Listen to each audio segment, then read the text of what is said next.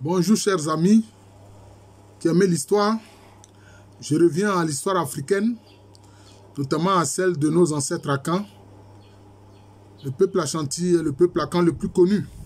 Voilà. Donc je reviens à nos Akans après avoir fait un tour au niveau de l'histoire contemporaine. J'ai parlé justement de la politique actuelle du prince Mohamed Ben Salman. Alors, je reviens à des lexiques, c'est-à-dire à des termes, des mots, mais qui montrent, je peux dire, la convergence culturelle des différents sous-groupes Akans. Je dis bien la convergence culturelle des différents sous-groupes Akans. Oui. Et chaque fois, si possible, j'indiquerai chez tel groupe ethnique, on le dit ainsi, de chez tel groupe ethnique, on le dit comme ça, etc. Et avec ce lexique, ces termes-là. Par exemple, les classes d'âge. Les classes d'âge. Les Hébreux appellent ça Abé Passa. Abé Passa. En fait, Abé, c'est parce qu'ils tiennent ça, en fait, des petits B, hein, des outils à l'origine. Les Ojukro appellent ça l'or. L'or. Par exemple, certains Hatis appellent ça Fokue. Mais vous voyez que le terme Fokue, aussi, c'est un terme qui existe chez les Agnis et chez les Ashanti. Là, ça renvoie simplement à la danse guerrière. À la danse guerrière. Vous voyez? À la danse guerrière. Mais chez les Hatis, notamment la Guinée, les Hatis qui sont, par exemple, les Hatis Lépin, les Hatis Nyan, hein, les Hatis Lépin de la zone d'Alépé, les Hatis Nyan de la zone d'Anyama, ils appellent ça Fokue. Vous voyez? Mais le Fokue, ça existe chez les Agnis, ça existe chez les Ashanti. C'est la danse guerrière. C'est la danse guerrière. Vous voyez? C'est cela.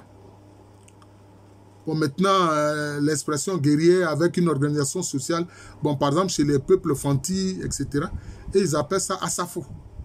Les Asafo aussi ont leur danse. Ils ont une danse guerrière. Vous voyez, la même culture a des articulations différentes. C'est ça que les gens devaient comprendre. C'est ce que Adou Boyen, hein, l'un de nos professeurs, l'un de nos maîtres, n'a pas compris. Parce qu'en fait, son étude s'est focalisée seulement sur les locuteurs du Twi. Par exemple, les Aladjians appellent ça Esouba. Esouba. Les Abourés appellent ça Efoua. Mais les autres appellent ça Fa. Hein? Et puis les Gwa appellent ça Diefio. Tout ça, c'est les classes d'âge. Hein? Et aussi le lien avec la danse guerrière, etc. Maintenant, les matriclans exogamiques, c'est-à-dire les grandes familles en ligne maternelle. Chez les Akans locuteurs du Twi, on appelle ça Aboussouan ou bien Nton. On appelle ça Nton ou bien Aboussouan. Les Zma disent Aboussouansou, c'est-à-dire les 7 grandes familles. Le locuteurs du Twi appelle ça Nton. Mais les Hébreux appellent ça comment? Amando. Ils appellent ça Amando. Vous voyez, c'est le même fait culturel. C'est le même fait culturel, mais qui prend différentes expressions, différents noms, différents termes. C'est ça qui montre le lien profond des ancêtres Akans. Quelle que soit, je peux dire, les dénominations, etc. Par exemple, chez les Aladjians, hein, ces grandes familles exogamiques sont appelées Aimé Daboué. Ils appellent ça Aimé Daboué. Chez les Hatis, ils appellent ça Wo, ou bien We.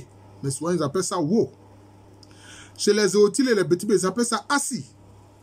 Ils appellent ça Assi. C'est les Agnis sans vie, hein, de l'argent à Bosso, ils appellent ça Nvillier.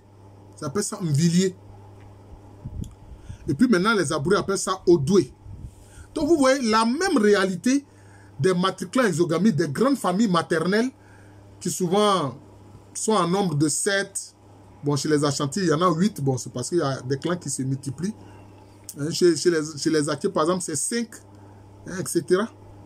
C'est la même réalité culturelle, avec différents noms. C'est ça qui est intéressant. Oui. Par exemple, concernant les descendants des captifs, les enfants qui sont descendants des captifs, hein, les Agnis appellent ça Abouroua, un descendant des captifs. Un enfant descendant des captifs, les Agnis appellent ça Abouroua. Les Baoulés appellent ça Kangaba. Les locuteurs appellent ça Donkoba. Donc, enfants descendants d'esclaves. Donc, vous voyez, la même réalité, hein, la même réalité sociale ici, mais avec différents noms. Avec différents noms.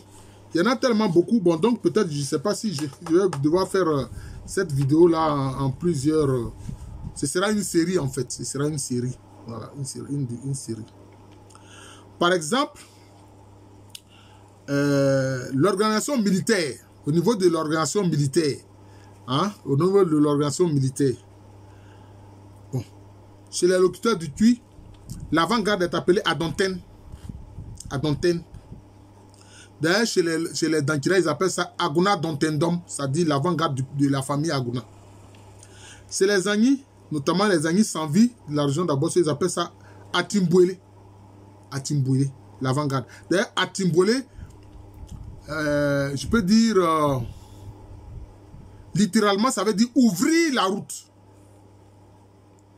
Atimbouélé, c'est le Boukatin, ouvrir la route. C'est comme ça que les Agnis sans vie appellent l'avant-garde de l'armée.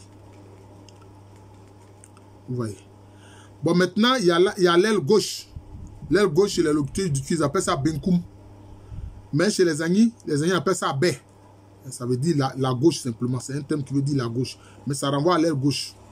Maintenant, l'aile droite, qui veut dire seulement aussi la droite. Les locuteurs du Tui appellent ça Ninfa. Mais les Agnis appellent ça Fama. Hein, Fama, c'est l'aile droite. Puis maintenant, l'arrière-garde, c'est Tchidom. Tchidom. Bon, chez les Agnis, il n'y a pas d'arrière-garde. Il n'y a pas d'arrière-garde. Il n'y a pas d'arrière-garde. Il y a seulement la garde qui protège le roi. La garde qui protège le roi, qu'on appelle les Zarafou. Et puis maintenant, il y a les Toafou. Mais les Toafou, ce sont des éclaireurs qui sont en avant de l'avant-garde. Voilà, Toafou. Les Toafou dans l'espace Fanti étaient très importants. D'ailleurs, c'est le Toafourien, c'est-à-dire le chef des éclaireurs. C'est lui qui a assuré la régence quand le roi venait à décéder. Donc, ce sont c'est lié aux grandes divisions de l'armée. Maintenant, les fêtes qui marquent l'année nouvelle. Vous allez voir que cette fête qui marque l'année nouvelle a différents noms selon les peuples akans. Vous voyez? A différents noms selon les peuples akans. Ceux qui se sont arrêtés seulement au Tui, aux locuteurs du Tui, ils ont raté, je peux dire, tout un aspect de cette même culture qu'on retrouve chez d'autres ensembles akans. C'est vraiment malheureux. Les fêtes qui marquent l'année nouvelle, qu'on appelle ordinairement fête des Ignames. Fête des Ignames. Par exemple, chez certains Fanti, ces fêtes-là sont appelées Edjedi ou Nyeyi ou Apo. Bon, chez certains Agnis, c'est Anaya. Par exemple, chez les Bronjama, ils appellent ça Adaï Kesse. Ils appellent ça Adaï Kesse. Le grand Adaï. Adaï Kesse. Il y a d'autres Fanti qui appellent ça Eguatodo. Ça, c'est notamment dans le royaume Eguafo, ils appellent ça Eguatodo. Vous voyez. Chez les Abidji ou Yembo Obu, ils appellent ça comment? Ils appellent ça Dipri. Mais c'est la même fête qui marque l'année nouvelle. Où on célèbre, on rend grâce à Dieu, à la terre, aux esprits bienveillants et puis aux demandes des ancêtres. Vous voyez. Et puis maintenant, on consomme la nouvelle igname. Vous voyez, donc c'est ça. Les Nzma, et puis les Aranta, ils appellent ça Kundum. Mais les Nzma appellent ça aussi Abissa. Ils appellent ça aussi Abissa. Chez certains locuteurs du Tui, cette même fête-là est appelée Afaye. Bon, les Achantis appellent ça Odura. Les Abourés appellent ça Yablé Blé. Yablé Blé. Vous voyez, donc ça prend différents noms. D'autres groupes à quand la Guinée l'appelle Yépri. Il y a même des Fanti qui appellent ça aussi Aoba. Donc, ce même fait culturel chez les Fanti, par exemple, a différents noms. Par exemple, chez les Abel Lagunaires de la région d'Agbovi, ils appellent ça Djidja. Mais c'est la même fête qui marque l'année nouvelle, Djidja. Voilà. Maintenant, chez certains Brons, cette même fête est appelée Coiffier. Coiffier. Ça, c'est chez les Domma, dans le royaume Domma. Vous voyez, ça s'appelle Coiffier. D'autres appellent cela Apafram, toujours chez certains locuteurs du Tui. Certains locuteurs du Tui. Il y en a encore chez les Akans lagunaires, certains qui l'appellent Ngbarombo. Ngbarombo. Et puis maintenant, chez les Jogukru, cela est appelé Makpem Ob. Makpem Ob. C'est-à-dire la même fête qui marque l'année nouvelle. Qu'on appelle ordinairement fête des Ignam. Vous voyez tous ces noms-là, selon les différents groupes ethniques Akans. Selon les différents groupes Akans. Souvent, l'esclave qui est, enfin, le captif qui est désigné comme captif récalcitrant et qui est bon pour les sacrifices rituels quand les nobles, les rois, les reines décèdent, on appelle ça Ahere. Voilà, ça c'est Ahere, ça c'est en Agni, mais chez les lecteurs, tu sais, Achere. Achere. La plante pour l'ordalie. Hein, on fait boire ça aux gens pour savoir s'ils sont coupables ou non. S'ils décèdent, on dit qu'ils sont coupables. S'ils ne décèdent pas, on dit qu'ils ne sont pas coupables. Les Agnis appellent ça à lui. Mais chez les locuteurs du cuir, cela s'appelle Odum. Odum. Voilà. Odum. Et puis, il y a la fête ou le rituel de l'homme riche. La fête ou le rituel de l'homme riche qui prend différents noms. Qui prend différents noms selon, comment je vais dire ça, selon les différents groupes ethniques. Hein? D'autres appellent ça Angbanji. Angbanji. Angbanji. Angbanji, je crois que là, c'est chez les Ojukwu. Les Hébreux appellent ça Abrawa. Les Abra appellent ça Melimfoua. D'autres appellent ça encore Ansengrema. Hein? Dans le Fanti, anciennement, cela est appelé Aura Yeda. Aura de Yeda. Mais ça, c'était, je peux dire, les Fanti qui ont précédé les Borbor Fanti, c'est-à-dire ceux qui ont créé le royaume de Guafo, le royaume Efutu, le royaume Asebu, et puis les différents groupes Etsi. Voilà. C'est comme ça qu'ils appellent ça Aura Yeda, la fête de l'homme riche. Hein, d'autres appellent ça, d'autres Akans lagunaires appellent ça Djingafé. Voilà. Cela aussi est appelé Brembi. Donc, le nom Brembi qui désigne en fait l'homme riche a fini par désigner le roi chez certains groupes Agni, parce que le roi, il est le riche par excellence. Oui, Brembi. Chez les Aladjans, cette fête est appelée Ekin Tresi. D'autres encore l'appellent Abachan, Tipé Egi. Tout ça, c'est les termes qui désignent cette même cérémonie de la fête de l'homme riche. Vous voyez, la fête de l'homme riche. Maintenant, le rituel d'exorcisme des femmes. Les femmes font un rituel d'exorcisme quand leurs maris vont à la guerre ou bien quand il y a une femme décède en donnant naissance à un enfant, etc. Quand il y a des malheurs, les femmes font un rituel d'exorcisme. Voilà. Que les Baoul l'appellent Adjanou. Les Baoul l'appellent Adjanou. Mais les Zma l'appellent Adjané. Vous voyez, c'est presque le même nom. Mais les Agnis, ils appellent ça Momomé. Les amis appellent ça Momomé. Le même rituel hein, d'exorcisme des femmes. Vous voyez, c'est ça qui fait hein, la grande richesse culturelle des Akans. Parce qu'on voit que intrinsèquement, ça vient d'eux. Ils ne l'ont pas reçu d'un autre groupe Akan, non. Les Akis appellent ça Bona Api. C'est le rituel d'exorcisme des femmes là. Les Akis appellent ça Bona Api. Maintenant, des locuteurs du cul dans la danse appellent ça Asra Yere. Asra Yere. Asra Yere. Voilà. Asra Yere. Voilà. Alors, vous avez la danse de possession du médium. La danse de possession du médium. Chez les locuteurs du cuir, cette danse est appelée Akom. Les amis appellent ça Aroué. Et puis les hommes appellent ça Aroné. La pelle des gris est appelée Akori. La pelle des gris, c'est une pelle précieuse et importante qui servait aussi de monnaie, tout comme la poudre d'or. La pelle des gris servait de monnaie, tout comme la poudre d'or. Les Agnis Sanvi appellent ça éolier. Mais les Fanti, tout comme les Betibé, c'est-à-dire les Fanti, tout comme les Eoutilés, vous voyez la distance entre les deux peuples, ils appellent la même pelle des gris, là, ils appellent ça Akori. Les Eoutilés appellent ça Akori. Les Fanti, sur le littoral Fanti, appellent ça Akori. Voilà les liens. C'est important. Quelquefois, à travers des mots comme ça, on se rend compte de certaines évidences historiques, de rapports, de liens avec des sous-groupes Akans. C'est important. Bon, quand on dit Aqua, ça concerne des personnes aux origines obscures qui sont au service d'autrui. Mais à quoi? Ça a une autre sens. Donc voilà, c'est comme ça. Chez les locuteurs du cuir, par exemple, l'impôt des campagnes militaires est appelé Apiato. Apiato, c'est l'impôt des campagnes militaires. Quand vous revenez de la campagne militaire, vous payez un impôt au roi. Voilà, les ASAFO, compagnie militaire à caractère sociopolitique, qui est assez semblable aux classes d'âge, j'en ai parlé. Maintenant, la terre, l'esprit de la terre. La terre, l'esprit de la terre est appelé Assassé chez les locuteurs du cuir. Hein? Cet esprit de la terre est appelé Assier chez les Agnis, est appelé Azele chez les Nzema. Maintenant, le tribut sur le sol que le roi perçoit, hein, les locuteurs du cuir appellent ça Assassito. Assassito. Ils appellent cela Assassito.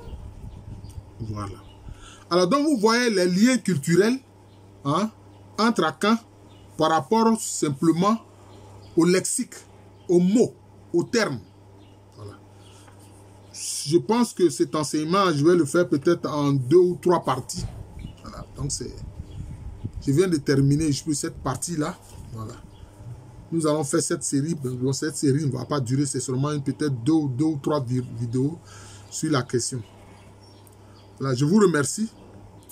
Je suis le professeur Alou Kwame René, professeur titulaire d'histoire à l'université Félix Houphouët-Boigny, université qui est à Abidjan, c'est à Cocody, c'est en Côte d'Ivoire, un pays situé en Afrique de l'Ouest. Je salue le frère Assouan qui m'a contacté hier et aujourd'hui. Bon, il me dit qu'il est au Canada et qu'il suit les enseignements et les vidéos que je poste sur ma chaîne YouTube, professeur Alou Kwame René. Je l'en remercie, nous avons échangé. Voilà, je le salue. Et comme je dis là, allez-y sur ma chaîne, professeur Alou Kwame René, chaîne YouTube, bien vous tapez Kwame René Alou, vous aurez accès. Et puis abonnez-vous, c'est gratuit, c'est seulement votre abonnement, comme ça quand je fais une vidéo, vous la recevez. Voilà, vous la recevez et je pense que c'est une bonne chose. N'allez pas sur ceux qui utilisent mes vidéos pour les monétiser, pour vous prendre de l'argent, alors que vous l'avez gratuitement quand vous venez sur ma chaîne YouTube, professeur Alou Kwame René ou bien Kwame René Alou. Voilà. Et puis vous pouvez me contacter au plus 225 05 75 04 36 21. Alors j'enseigne à l'université Félix Houphouët-Boigny, université qui est à Abidjan, c'est à Cocody, c'est en Côte d'Ivoire, un pays situé en Afrique de l'Ouest. Alors tout à l'heure, mon fils dans l'intellect, Secret Kwame, qui est de l'université Alassane Ouattara de Bouaké, est venu me rendre visite, il est venu me saluer. Il a eu à aller à l'université de Legon, d'Accra, pour des échanges scientifiques. Voilà. Et là-bas, les gens étaient étonnés justement du travail qu'il fait sur les Akans. Et ils étaient épatés, ils ont dit, mais c'est pas possible, toi tu es francophone et puis tu fais tout cela. Mais vraiment, si ce n'est pas que ton anglais n'est pas encore parfait, sinon nous on t'aurait proposé de te recruter au département d'histoire, hein, de l'université de Legon, vous voyez. Alors je suis content. Si mon fils est honoré, c'est qu'en arrière-plan, moi qui suis son père dans l'intellect, qu'il est formé pour sa thèse, hein, moi aussi je suis honoré. Vraiment, je voudrais féliciter le docteur Secret Kwame. Je lui souhaite une bonne continuation. Voilà. Voilà. Un père ne peut qu'être content quand son fils est honoré. Voilà. Bon, donc, comme je le disais, cette université se trouve à Abidjan, c'est en Côte d'Ivoire, un pays situé en Afrique de l'Ouest.